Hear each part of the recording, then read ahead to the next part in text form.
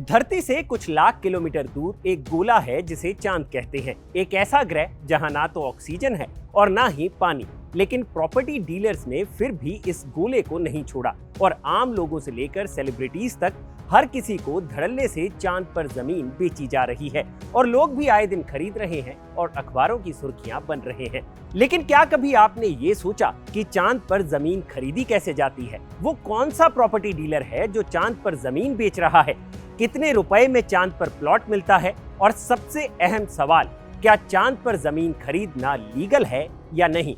I am sure हम में से ज्यादातर ने इस बारे में नहीं सोचा होगा। तो चलिए लगे हाथ इन सवालों का जवाब भी जान लेते हैं। हाय, मैं हूं भूपेंद्र सोनी और आप देख रहे हैं अनकट। तो सबसे पहले इस सवाल पर ही बात कर लेते हैं कि चांद पर जमीन कैसे खरीदी जाती है। चांद पर जमीन खरीदना धरती पर जमीन खरीदने से भी ज्यादा आसान है। इसके लिए आपको कहीं जाने की जरूरत नहीं है।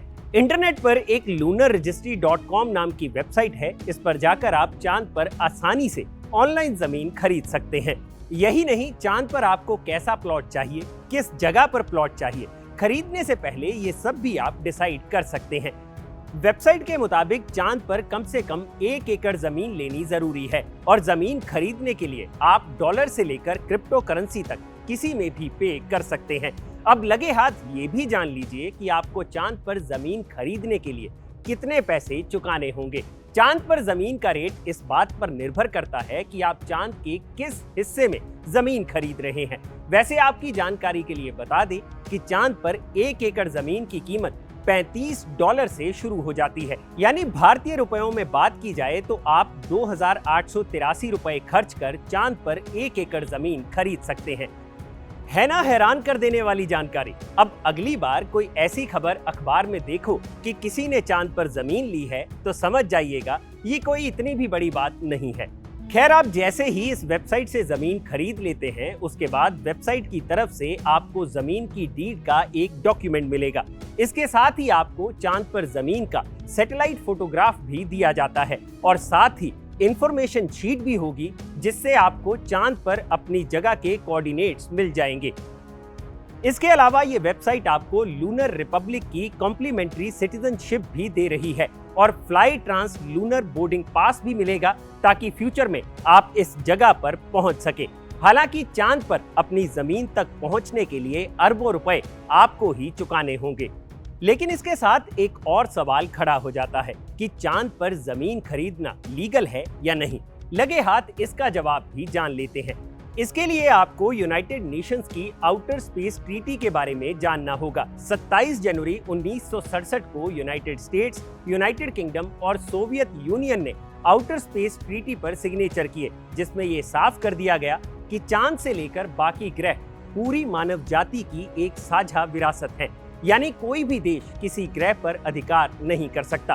भारत समेत 112 देश आउटर स्पेस ट्रीटी पर सिग्नेचर कर चुके हैं। यानी जानकारों के मुताबिक कोई भी शख्स चांद पर जमीन का मालिक नहीं बन सकता। तो फिर चांद पर जमीन बेची कैसे जा रही है? यहाँ आपको इस शख्स के बारे में जानना होगा। इन भाई साहब का नाम है डेनिस होप। 1980 में डेनिस होप ने प्रॉपर्टी डीलर बनने की सोची और सीधे चांद पर जमीन बेचने का प्लान बनाया।